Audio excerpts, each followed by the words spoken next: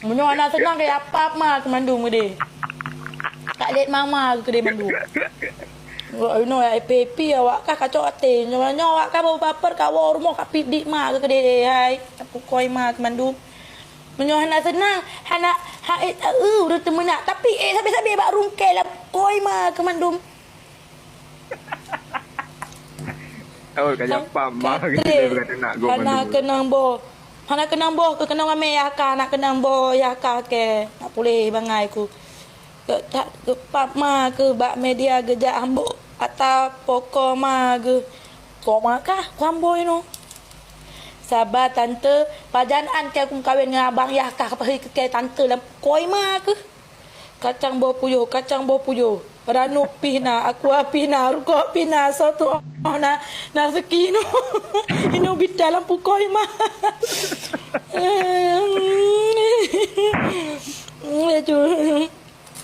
Apa hai dimba lah pukonyo le ku ableke tra la pukoi mah ke nyo ceramah ke lam tet mah ku putran ke je baga. Assalamualaikum. Pengalam. Puai penceramah ke? Hah? Dibakar, ya. Oh ma, curhat pula kau di sini ya. Sehat ku. Pentuan katem ku ke lampu koi mah. Ungkot jerebok nak sore nak menjahit nak jumpu nak pilih murah-murah lampu koi mah pergi Mekah ni nak pergi pandai. No bita. Ceramah dro. Urusan kesok baje nak ku ibla bak ma kah nak ku ibla bak ayah kah nak ku ibla bak pukom ma kah kah nya perlema ke rumah ka komen ka yusuk baje bak pukom ma ke napa aku komen ke ya helang boleh pukom ma ke berarti kah jin setan tukang panah-panah go bui pugun masjid bui temena bui cemarut kalakah